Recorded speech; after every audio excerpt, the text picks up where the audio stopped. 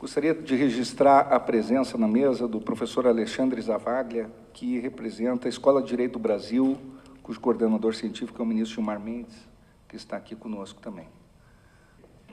Muito bem, doutor em Direito Processual Civil, professor titular de Processo Civil e professor livre-docente em Processo Civil, todos pela Faculdade de Direito da Universidade do Estado do Rio de Janeiro, a UERJ.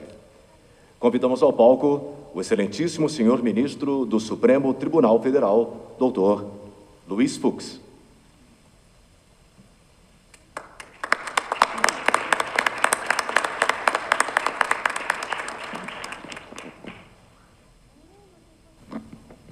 Bom, muito boa noite a todos.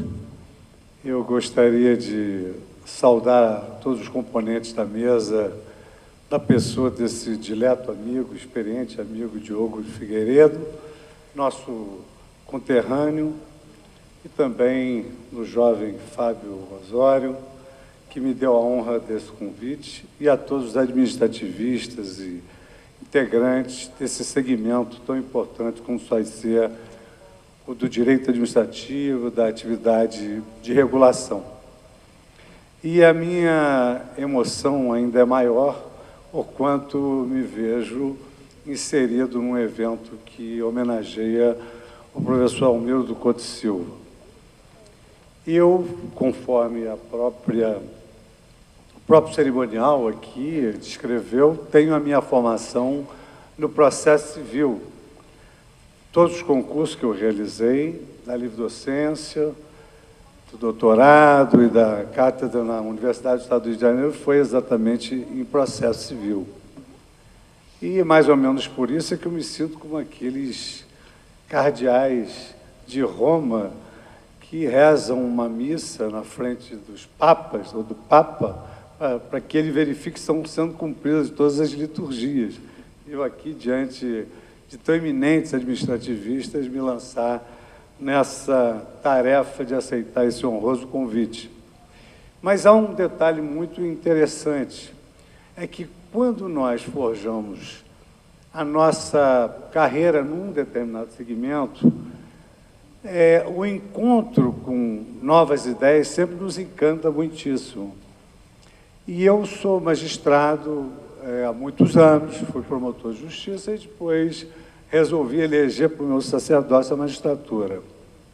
E sempre entendi que o juiz deveria, no exercício do seu mistério, já advertido de antemão pelo grande cientista e jurista Piero Calamandrei, que deveria primeiro encontrar para cada caso concreto uma solução justa e depois dar a ela uma roupagem jurídica, porque dizia Calamandrei, quem assim não faz, constrói uma casa começando pelo teto. E Carlos Maximiliano completava esse pensamento dele dizendo que a justiça teria que ser caridosa e a caridade teria que ser justa. E foi exatamente nesse meu primeiro encontro com o direito público, o direito administrativo, que eu consegui empreender exatamente uma solução que era, a um só tempo, caridosa e justa, e de justiça caridosa, aplicando a teoria da proteção da confiança legítima do professor Almiro, num caso em que um homem, depois de 65 anos, fora demitido do seu trabalho, esquecer as suas esperanças, as suas expectativas, e eu, então, já depois de um decênio da sua luta no Superior Tribunal de Justiça, eu consegui fazer prevalecer a tese da proteção da confiança legítima do professor Almiro e consagramos aquilo que representava a justiça do caso concreto. De sorte que, sem prejuízo de uma trajetória exitosa e científica, o professor Almiro também nos concedeu a todos nós, juízes, o substrato necessário para nós fazermos aquilo que representa o que é justo. E esse seminário, ele também é atinente àquilo que é justo. E como me sinto perfeitamente em casa, eu me sinto muito à vontade de citar um exemplo que tem íntima vinculação com o tema desse seminário, que foi a primeira coisa que me veio à mente. Infrações e sanções.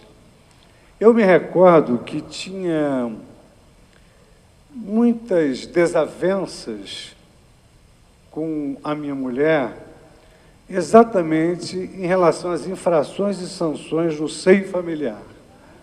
Então, por exemplo, as crianças pintavam a parede, ela dizia, não vai à festa 15 dias. Aí eu dizia para ela, mas qual é o critério? Eu não entendi qual o critério. Pintou a parede e não vai à festa 15 dias. Por que não limpa a parede e vai à festa?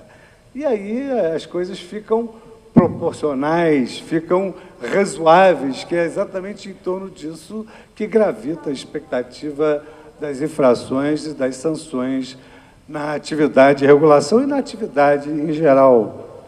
Nós próprios juízes, e nós nunca tínhamos ouvido falar nisso, mas hoje fala assim, princípio da razoabilidade, da proporcionalidade, até no direito penal, em razão exatamente de nossa Constituição pós-positivista ser extremamente analítica, invadir as diversas searas da ciência do direito. E no nosso tópico específico, de interessante, é a rememoração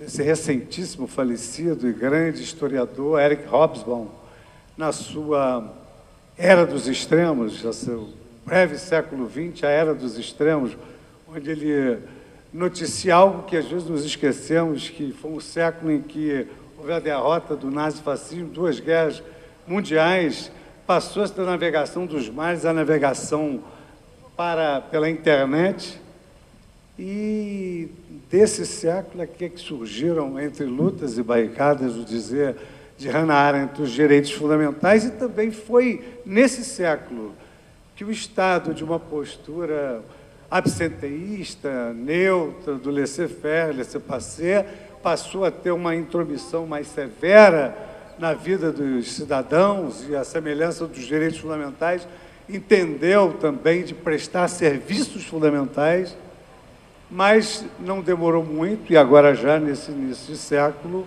verifica-se o que Garcia Ortiz e toda a doutrina moderna assenta crise do serviço público.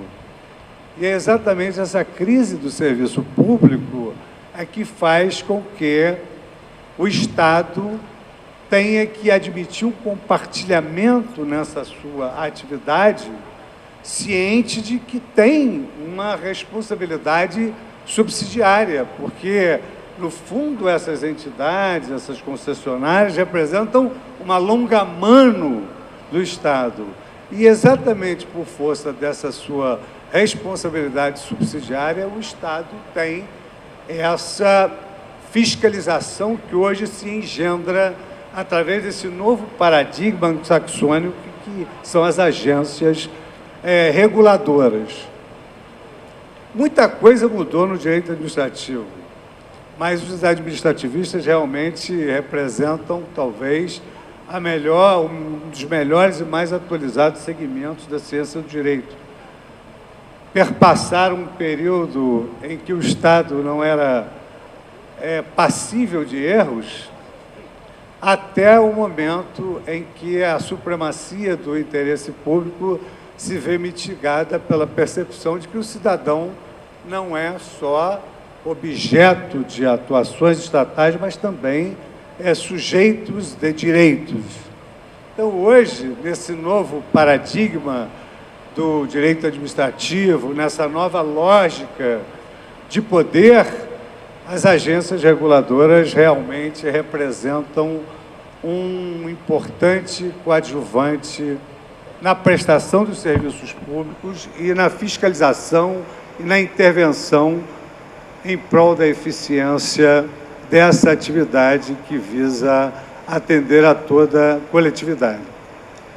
E, evidentemente, que influenciado por essa minha formação processual, eu, além de admirar uma atuação enfática no âmbito da normatividade secundária das agências reguladoras, da eficiência dessa atuação, eu também observo que as agências reguladoras elas são muito importantes para os magistrados na solução de problemas judiciais que dizem respeito à própria especialização delas.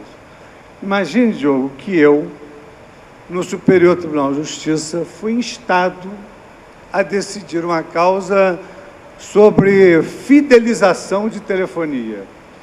Eu que sempre imaginei que fidelidade fosse um sentimento intuito persona, até porque aprendi desde a faculdade que as pessoas físicas não falam, não andam, não amam, que não haveria essa questão da fidelização, da fidelidade para com determinada pessoa jurídica.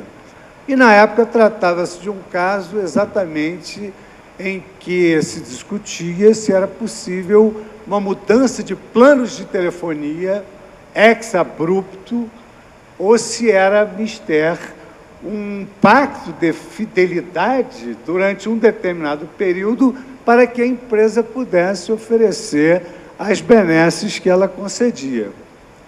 Mas, num primeiro momento, eu me deparei com uma certa perplexidade dessa fidelização, dessa fidelidade com uma pessoa jurídica.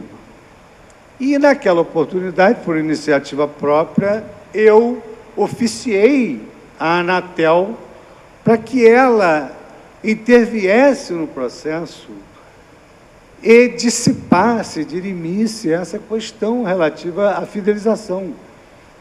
Como que funcionando como um superperitorum para esclarecer o juízo de alguns aspectos desse conhecimento enciclopédico que se presume que os juízes tenham, mas eles, efetivamente, eles não têm.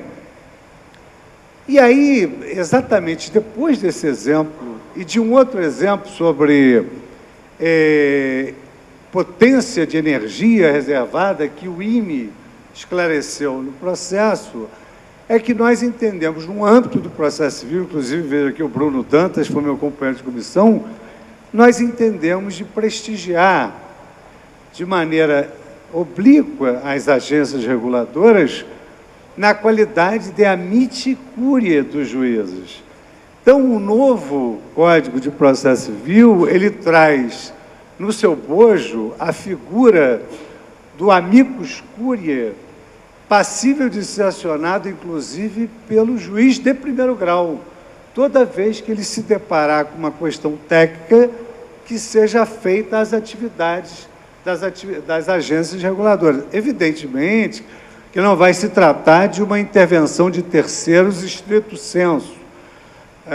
Evidentemente que a agência reguladora será uma amiga da corte, uma amiga do juízo, no sentido de oferecer um parecer ou uma opinião técnica, sem que, evidentemente, ela possa recorrer daquela decisão.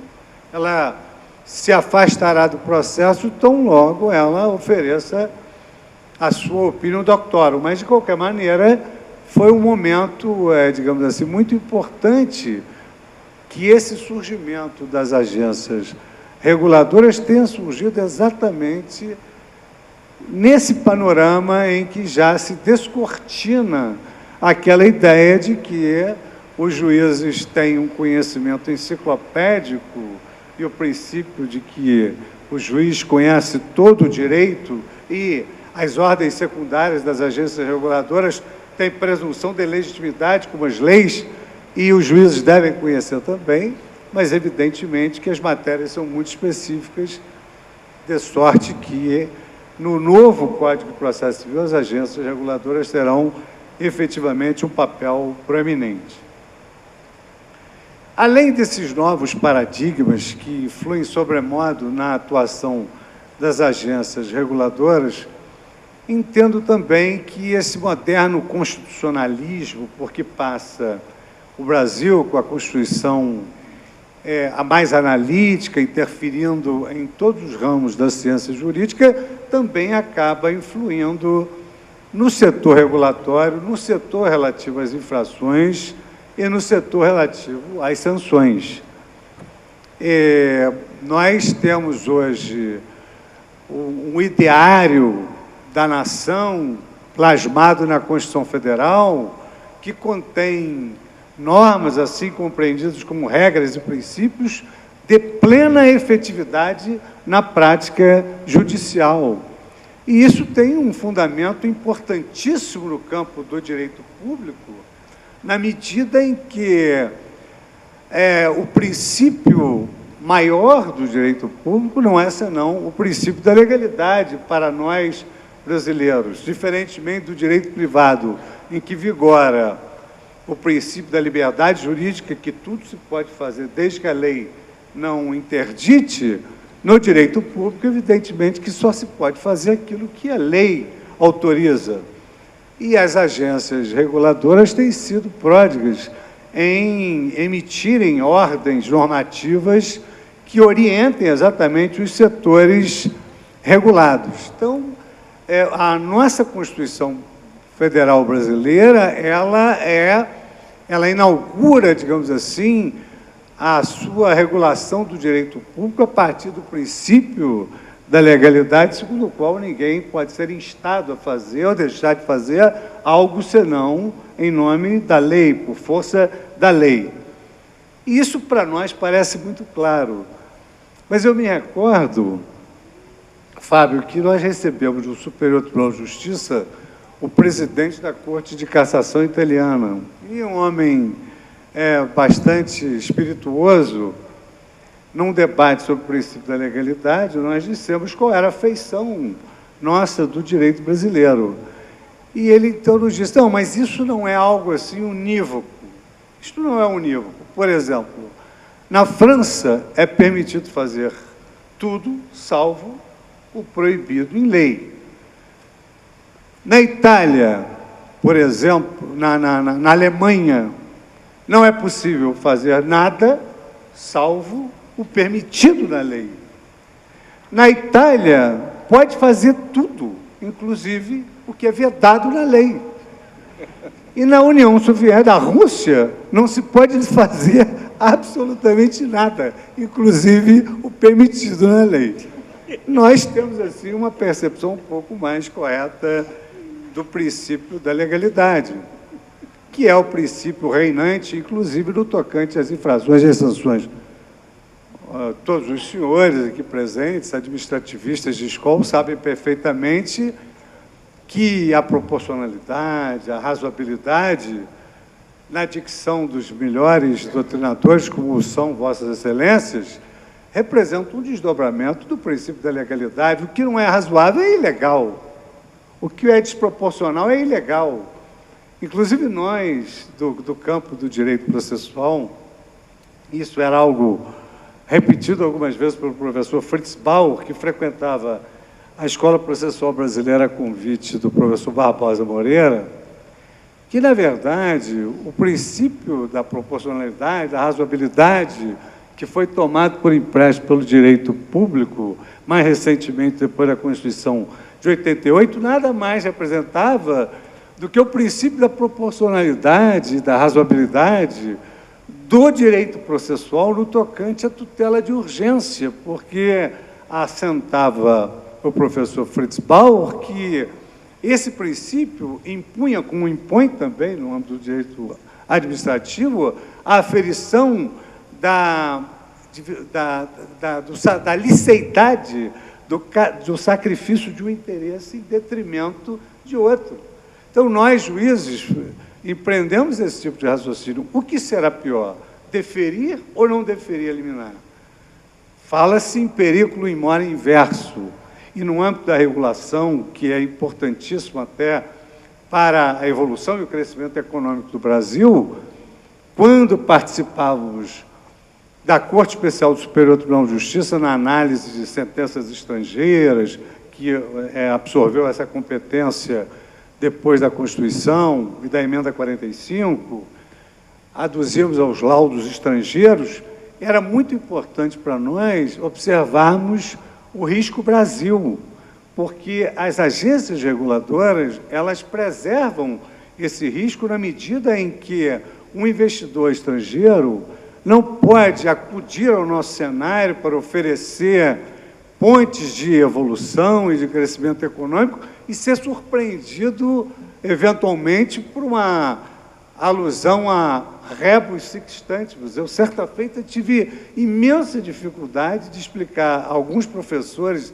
estrangeiros o que era a cláusula rebus sic stantibus, e eles estão habituados à sacralidade da pacta sunt servanda. Mas, de toda maneira, lá naquela oportunidade, havia litígio com as agências reguladoras que faziam questão que as decisões estrangeiras, que as empresas brasileiras não usassem os tribunais brasileiros como piombos para escapar exatamente ao cumprimento daquilo que haviam assentado. No âmbito jurisprudencial, da vivência da magistratura, o que se observa com muita frequência e o que se tem prestigiado no campo das infrações e das sanções, em primeiro lugar, é evidentemente que sempre a supremacia do interesse público, a possibilidade de aplicação self-executing dessas sanções, evidentemente submetidas a um controle a posteriori do judiciário, e também a intervenção necessária quando isso se faz presente. Por outro lado, digamos assim, nesse check and balances da agência reguladora com os setores regulados, tem se prestigiado muitíssimo também, por vezes, judicialmente, é o que se verifica numa prática diuturna, as surpresas num país que promete segurança jurídica, as surpresas que são, às vezes, carreadas para as pessoas jurídicas reguladas. Porque algo diverso é uma área extraordinária que tenha surgido fora daquele ambiente objetivo onde nascera o negócio jurídico, o empreendimento. E outra coisa é um mau negócio. O mau negócio faz parte do risco da atividade. E o judiciário não pode se arvorar no árbitro de bons ou maus negócios. Ele apenas interfere quando há essa área extraordinária. É isso que se verifica na prática com mais constância nesse confronto entre as agências reguladoras, notadamente na aferição de infrações e de sanções. E algo que Marcel Valim já assentara há muito no seu Tratado de Direito Administrativo, que é, digamos assim, uma mola mestra nessa parceria tão necessária hoje do setor privado coadjuvando o setor público, que é a manutenção do equilíbrio econômico financeiro daquele empreendimento. Isso tem suscitado uma série de questões nos tribunais, notadamente na área de regulação de rodovias, por exemplo, em que se volta muito contra a cultura do pedágio, como se fosse possível manter aquela estrutura sem o pedágio, ou a imposição da criação não prevista em lei de uma via alternativa que surpreende sobremodo aquelas pessoas que estão submetidas à atividade regulada. Por outro lado, no campo das infrações e das sanções, leva-se muitíssimo em consideração essa relação trilateral que surgiu no novo direito administrativo, onde nós temos, teoricamente, um poder público concedente, uma concessionária, e temos também o mutuário, o usuário, que tem lá a defesa do Código do Consumidor. E é nesse momento que a agência reguladora, no meu modo de ver, exerce um papel admirável na prevenção dos litígios através da adoção de determinadas providências. No campo específico das infrações e das sanções, eu me recordo muitíssimo, o Diogo vai se recordar também, que no Brasil há uma região que alguns talvez tenham nascido próximo, até o Fábio, de Santana do Livramento, que faz esquina com Rivera, no Uruguai. É possível colocar o pé num país e no outro ao mesmo tempo. E ali morava o professor Eduardo Couturi, que frequentava muito a Escola Brasileira de Direito e a Escola Brasileira de Direito Processual. ele tinha, assim, duas afirmações fantásticas.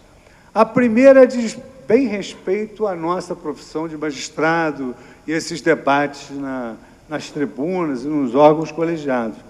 Dizia ele que, no Brasil, as coisas se passavam de uma maneira muito interessante. Um homem se enamorava de uma ideia e outro de outra e discutiam com grande cultura e estupidez. E é verdade que o que se verifica hoje nos tribunais, talvez pela paixão e talvez por alvedrio da velha advertência de Rui Barbosa, que dizia que a parte não quer saber quanto direito o juiz sabe, ela quer saber o direito que ela tem. Então, essas discussões infindáveis são realmente antimetodológicas e tendem a desaparecer. Mas ele também afirmava que só há necessidade de um instrumento preventivo ou instrumento repressivo como processo de realização da justiça quando não há o cumprimento espontâneo do direito. Dizia ele, há um fator histórico de que o direito não é cumprido voluntariamente. E nós temos isso em números assustadores. No Brasil, de cada 5 brasileiros, 1 litiga em juízo. A Suprema Corte Americana tem 80 processos para julgar por ano. O Supremo Tribunal Federal tem no seu acervo 88 mil processos. O Superior Tribunal de Justiça da Alemanha tem 3 mil processos e se preocupa, sobremodo, com a duração razoável dos processos. O Superior Tribunal de Justiça tem 262 mil processos.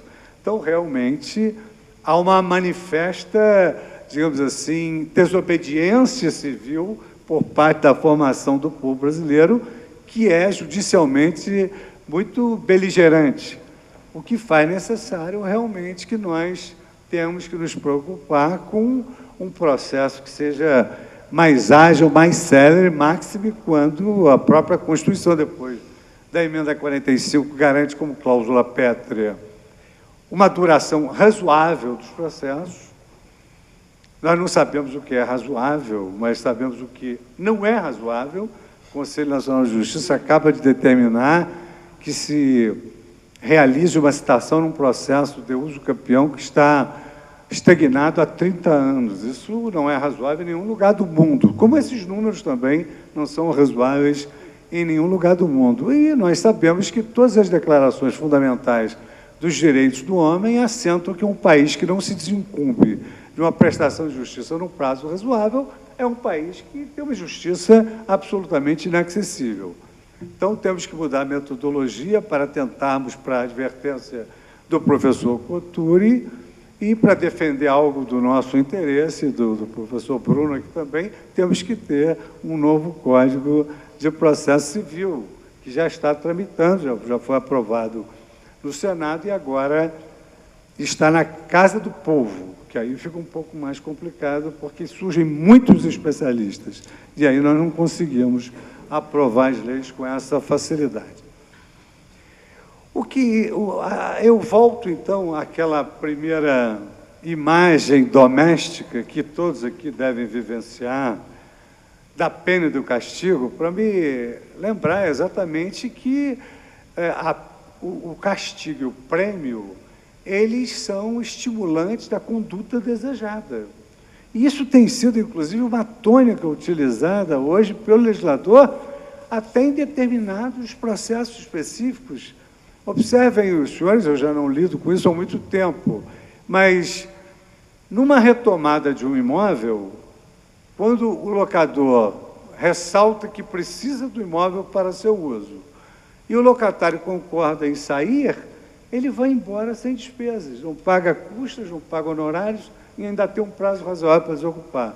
Na ação monitória, a mesma coisa, se reconhecer a obrigação, ele não é penalizado em custos e honorários, ainda tem a chance de cumprir a sua obrigação sem maiores ônus. Então, sanção e infração representam um binômio que tem como escopo maior exatamente esperar a conduta desejada. Mas, para que isso ocorra, é preciso que haja uma certa razoabilidade das sanções.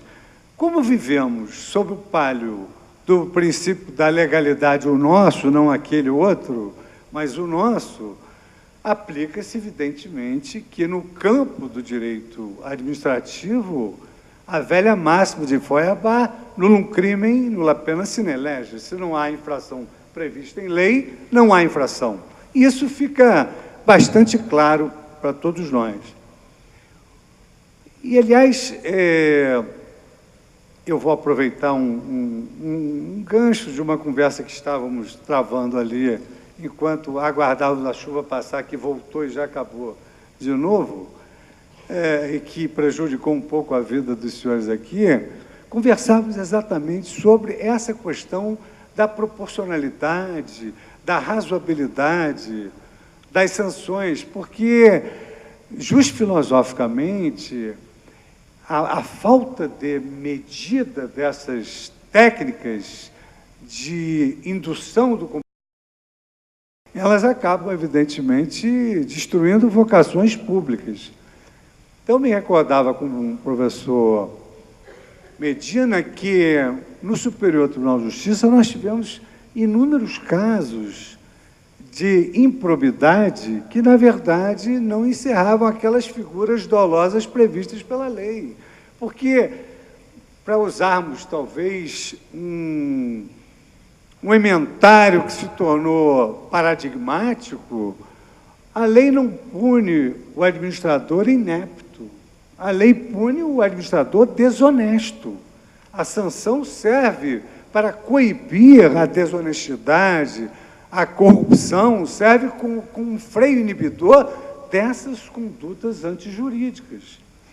Então, imaginem os senhores, eu, por exemplo, fui instado a julgar um caso em que um prefeito, porque alugaram uma salinha pequena para conceder carteira de trabalho aos munícipes, para que eles pudessem trabalhar, fora processado por improbidade, porque não realizara a licitação para alugar aquele pequeno espaço. Quer dizer, evidentemente que não há dolo, esta não é a ratio essência da lei, ele não era o destinatário da lei. E imaginem os senhores uma causa para acudir ao Superior Tribunal de Justiça, quantos anos ela já não tramitou para se chegar a esse óbvio.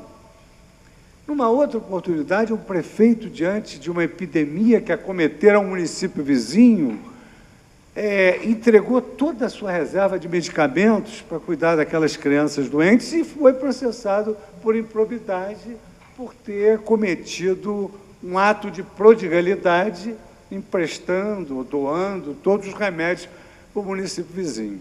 Então, esses e outros casos, eles denotam exatamente quão importante, máximo no campo da regulação, que haja razoabilidade e que haja proporcionalidade nessas sanções. E aí, nós temos aí um fundamento de toda a legislação que está na Constituição Federal, no artigo 37, que estabelece como cânones a serem seguidos na atividade do legislador e a forciore na atividade do agente regulador, a moralidade, a eficiência, a impessoalidade e a razoabilidade. Dirão alguns, como já disseram várias vezes, mas o que é razoável? O professor Afonso Queiró afirmava, por vezes não se chega ao conceito por afirmação, mas sim por negação. Sabe-se o que não é razoável. Me lembro que o professor Barroso, certa feita, citou um exemplo de que o prefeito tinha poderes e competências para cercar uma praça pública, mas o fizera com cerca de arame farpado, eletrificado. Quer dizer, foi ao excesso da exação e da suposta competência que, no fundo, revelou uma manifesta incompetência. Então, isso, por exemplo, não é razoável. E hoje nós vivemos a era do pós-positivismo, como dizia Norberto Bobbio, um estado principiológico. Absolutamente nada hoje nós podemos fazer, completamente diferente da nossa época, sem perpassarmos pelo tecido constitucional, pela leitura moral da Constituição. Como é que nós vamos poder definir um problema, por exemplo, de direito de família ou do direito de menores sem perpassar pelo princípio da dignidade da pessoa humana? Como é que vamos resolver o problema de direito administrativo sem fazermos um sopesamento da moralidade, da eficiência, da impessoalidade, da razoabilidade? Evidentemente que tudo isso ocorre na prática. Isso não é uma mera divagação acadêmica. Eu gosto sempre de enxertar casos práticos, porque a minha experiência judicial, ela comprova o acerto, por vezes, e o desacerto que autentica a humanidade de quem erra, das teorias e das doutrinas. Vejam o seguinte, um delegado de polícia, no afã de salvar a vida de um preso que se cortara com um copo de vidro que não deveria estar ali na prisão, ele se contaminou com o vírus da hepatite C, que é incurável. Então, foi instado a despender muito mais durante o mês do seu salário para a aquisição daqueles remédios e caiu num estado econômico-financeiro muito aquém do que ele se encontrava. Então, ingressou em juízo e utilizou-se como causa petende o fato de que caíra em estado de miserabilidade, porque os remédios consumiam 80% do salário desse homem. Imaginem, os senhores, que esse delegado peregrinou durante mais de 10 anos, recolhendo a improcedência do seu pedido, sob a invocação positivista que não construiu nada nesse mundo jurídico, a não ser levar os juízes para os quarteirões da Baviera, e, com base no positivismo, decidiu-se que ele não era juridicamente miserável porque ele não ganhava os salários mínimos indicados pela lei de assistência gratuita. Ora, o que ele estava afirmando é que alguém era responsável por ele ter decaído daquele estado econômico-financeiro. E nós, então, no Superior Tribunal de Justiça, fazendo uma leitura moral da Constituição Federal e perpassando a legislação infraconstitucional pelo tecido normativo da Constituição, nós chegamos à conclusão de que violava o princípio da dignidade da pessoa humana legar a própria sorte àquele homem que salvara a vida alheia. E isso ocorre em todos os campos. No campo do direito administrativo, por exemplo, será que obedece à dignidade da pessoa humana retirar uma criança do colégio no meio do semestre, que os pais não pagaram a matrícula? Evidentemente que isso se resolve à luz também do princípio da dignidade da pessoa humana, e várias outras questões se resolvem à luz do princípio da impessoalidade. Quantos concursos são anulados e quantos editais são anulados exatamente por infração ao princípio da impessoalidade? Agora, evidentemente que o constitucionalismo moderno não deixa a mais tênue dúvida nem os precursores dos princípios, Dworkin, Alexis, o nosso estimado Humberto Ávila, nunca negaram que a Constituição tem princípios e tem regras. E, evidentemente, que, diante de uma regra constitucional, não se pode fazer superá-la o princípio. Eu, por exemplo, experimentei na própria carne, com 15 dias de Supremo Tribunal Federal, algo extremamente danoso para o nosso estado de espírito.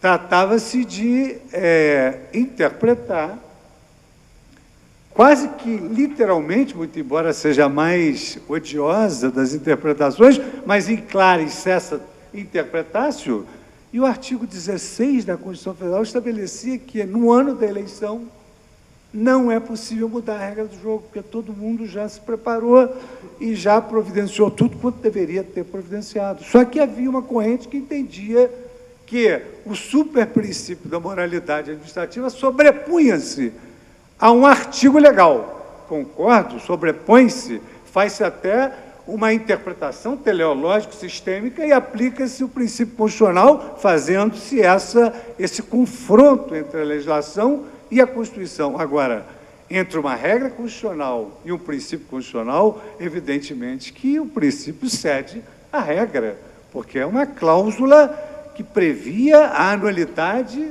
da modificação da legislação eleitoral. Hoje, para mim, é claríssimo falar nisso. Na época, eu que era juiz de carreira e fui criado por um pai imigrante, exigente, e que, graças ao bom Deus, eu tive equipamento para responder às exigências dele, que Deus o tem em bom lugar, mas ele era muito exigente, eu nunca tinha convivido com aquele desagrado popular. Era absolutamente impossível para mim fazer uma leitura da carta dos leitores sobre a minha decisão de prestigiar o artigo 16 e o princípio da moralidade administrativa. Só que, juridicamente, ou nós somos guardiões da Constituição, ou então nós vamos ter que dar só aso àquilo que a opinião pública pretende ouvir. Então, o magistrado, ele deve contas ao povo, mas ele tem que ter a sua independência diante da letra da Constituição, tem que defender a Constituição Federal. E, evidentemente, cada um tem a sua crença, cada um tem a sua fé, e Deus foi tão bom para mim que, no ano seguinte, me entregou de bandeja a declaração da constitucionalidade da lei da ficha limpa para o ano vindouro. E aí eu pude, evidentemente, me redimir com os meus leitores, que eu não sabia que tinha tantos assim, e o instinto que eles nutriam por mim.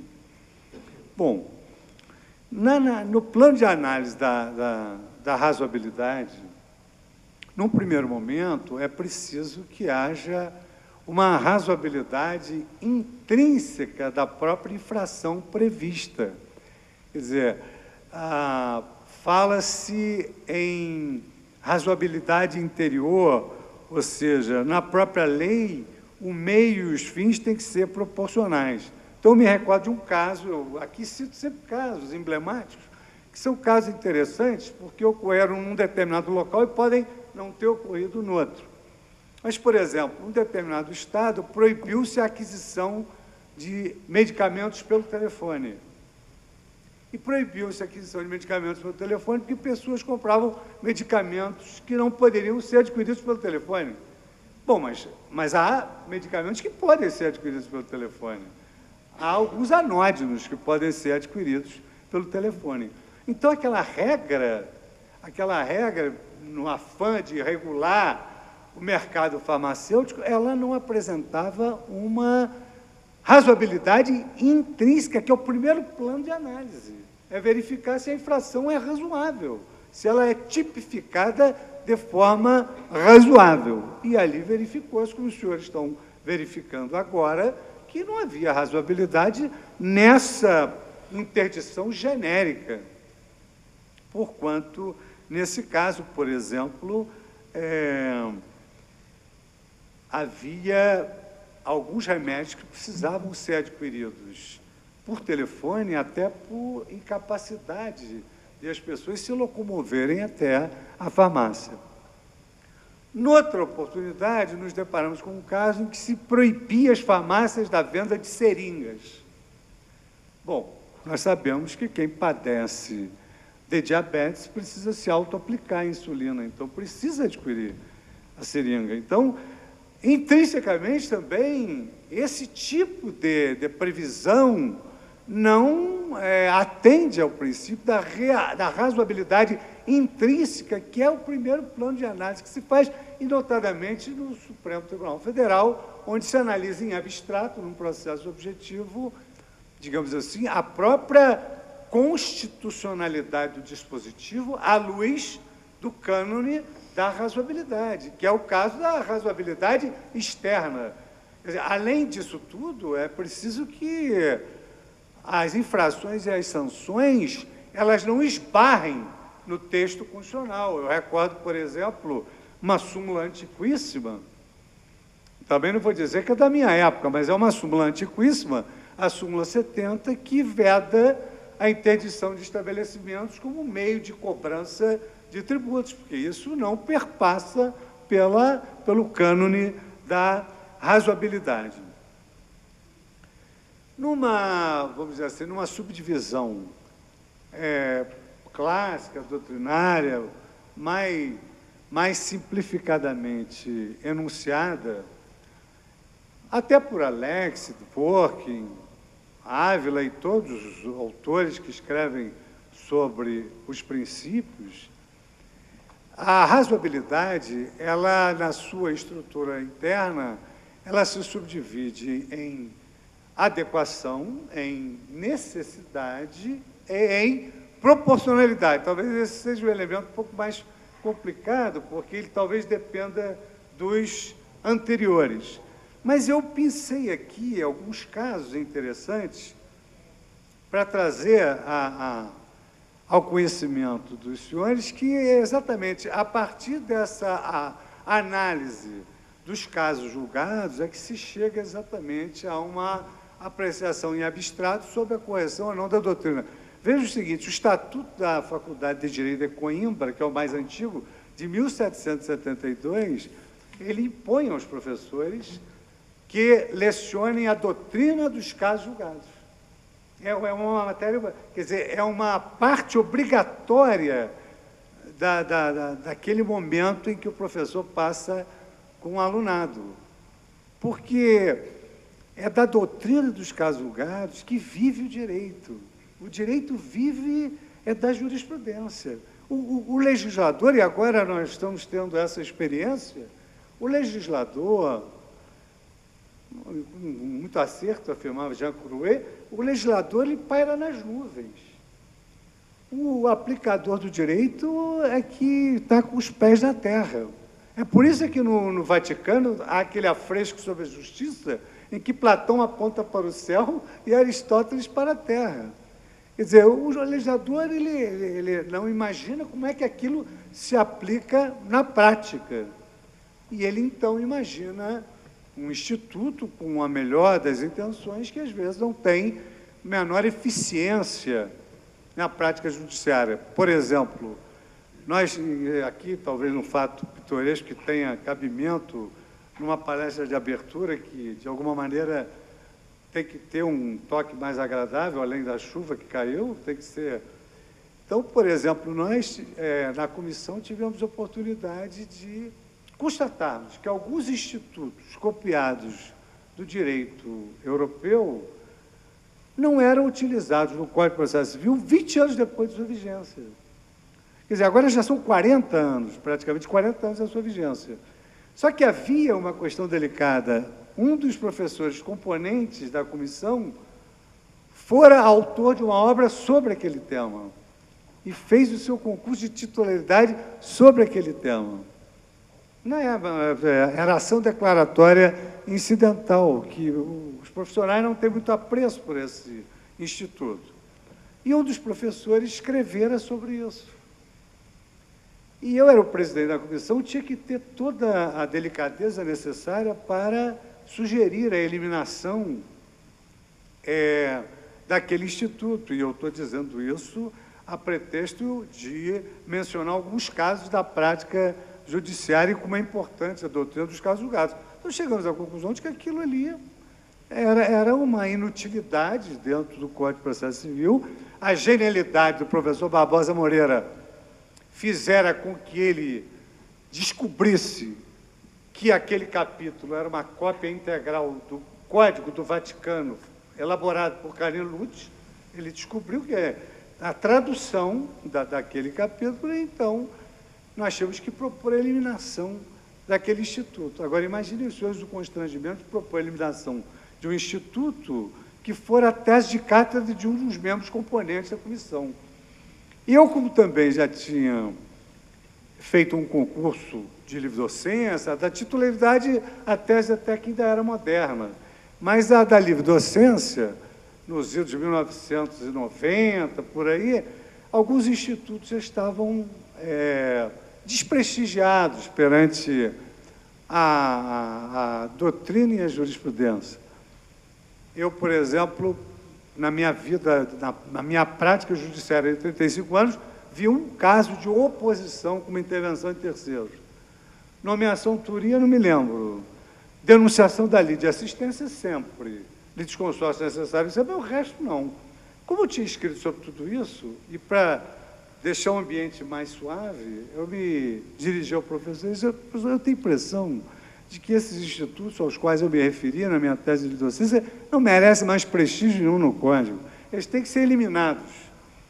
E ele disse: não, como eu concordo, eu acho que realmente não tem mais sentido que esses institutos sobrevivam. Eu falei assim: aliás, por falar nisso, aí eu entrava no instituto dele para poder tirar do Código, porque primeiro faz-se a meia-culpa para depois... Um jeito carioca de ser, né, Diogo? Um jeito carioca de ser.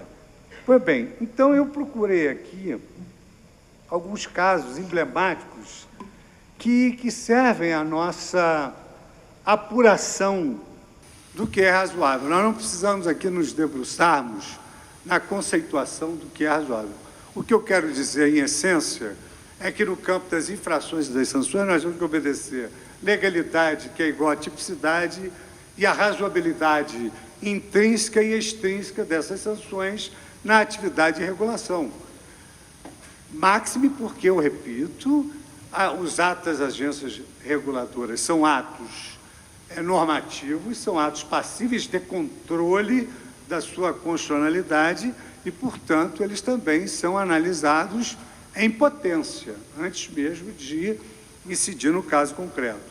Então, por exemplo, no tocante à adequação, nos deparamos com um caso em que exigia-se no concurso aptidão física numa prova para a Defesa Civil ou o Corpo de Bombeiros, mesmo para aqueles que iam exercer atividade meramente administrativa. Então, é quase que, como dizia Heidegger, a pergunta já leva como intuitivamente a resposta. Eu perguntaria aos senhores: será razoável que uma pessoa que vai exercer uma atividade administrativa no Corpo de Bombeiros precisa ter aptidão física para salvar vidas da água ou do fogo? Evidentemente que não. E aí restaria, dentro da estrutura do princípio da razoabilidade, a inadequação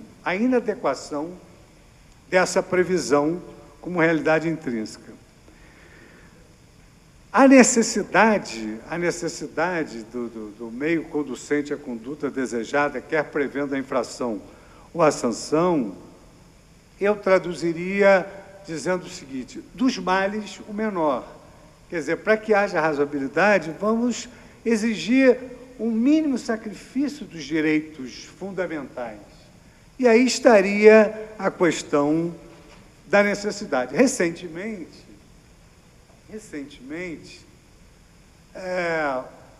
a agência reguladora de telefonia, se não me falha a memória, e também a agência reguladora de saúde, Anvisa, determinou que algumas empresas se organizassem antes de lançarem novos planos de telefonia e novos planos de saúde. Isto é razoável. Isto, dos males, é o menor. Não mandou fechar a empresa. Mandou que ela se adaptasse às exigências, tendo em vista, naquela relação trilateral, agência reguladora, segmento regulado e usuário, que aquela medida era uma medida necessária, um mínus diante dos reclamos dos usuários dos serviços. A proporcionalidade, ela, para alguns, por exemplo, imagine para o professor Alexis, ela depende da fusão, da necessidade, da adequação. Mas há autores que exemplificam essa proporcionalidade, que é um dos componentes da estrutura interna da razoabilidade, através de exemplos interessantes. e que, digamos assim, são exemplos da nossa vida diuturna. Não sei se os senhores sabem que trava-se hoje nos tribunais uma demanda sobre se é legítima a venda em lojas de conveniência de postos de gasolina de remédios anódinos. Normalmente aqueles que curam a ressaca, porque a garotada fez dos postos de conveniência um point. Então, eles já chegam ali, não para colocar gasolina nem álcool, já colocaram álcool antecipadamente. E ali tem aqueles remédios anódinos, aqueles engolves da nossa época, que hoje tem coisas muito mais modernas. Pois bem,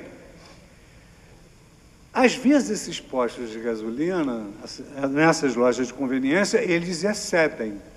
Eles vendem medicamentos que ultrapassam alguns limites médicos, causam alguns efeitos que superam os benefícios.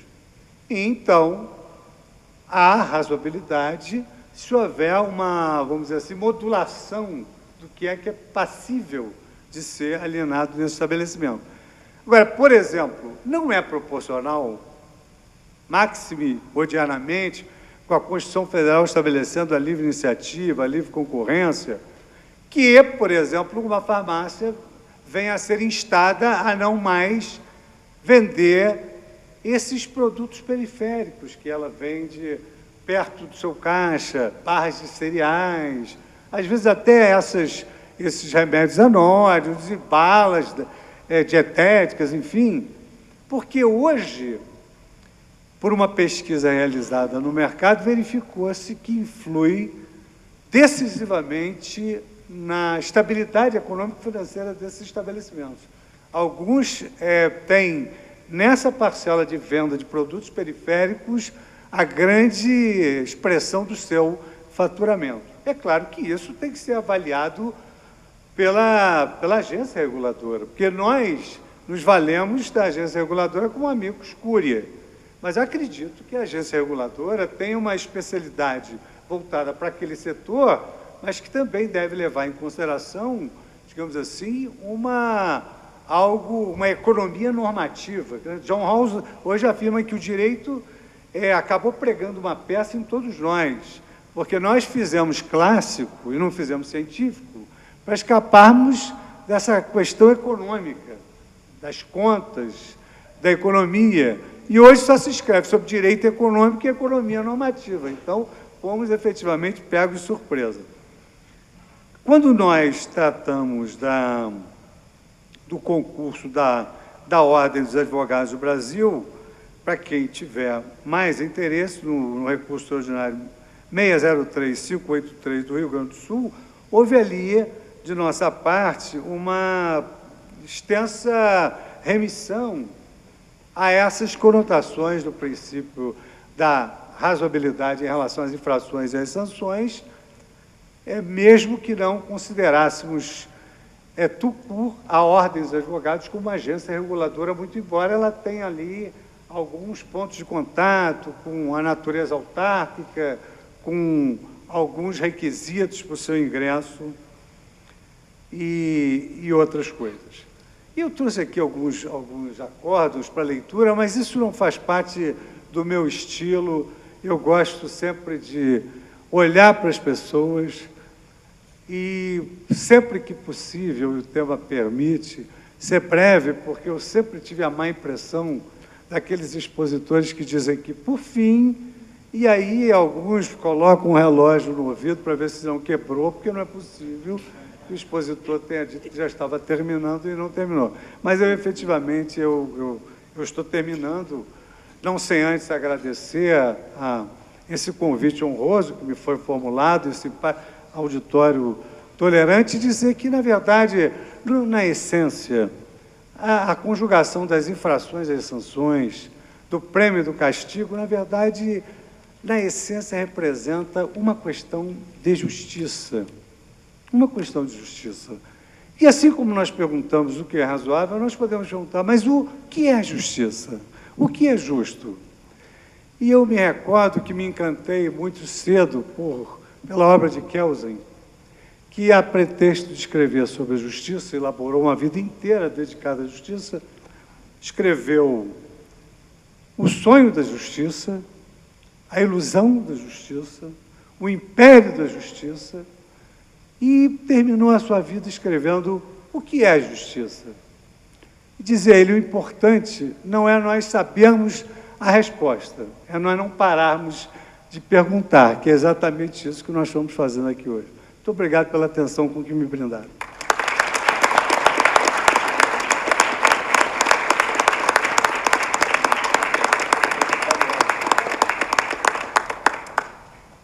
Eu retorno a palavra ao presidente do IED, professor Fábio Medina Osório. Por favor, professor. Senhores e senhoras, apenas renovar os agradecimentos ao ministro Luiz Fux pela magnífica conferência com a qual nos brindou esta noite e agradecer também a presença de todos os senhores e senhoras, convidando-os para, na forma que será aqui anunciada pelo mestre de cerimônias, a dar prosseguimento nas nossas jornadas que apenas se iniciam e, portanto, só se abrilhantam essas jornadas com a presença de conferencistas tão ilustres como os que estão prestigiando esse evento e, seguramente, expoente desses conferencistas é o ministro Luiz Fux, o ministro Gilmar Mendes no encerramento também, e com o brilhantismo deste auditório extremamente elitizado que nos brinda com a sua presença. Muito obrigado.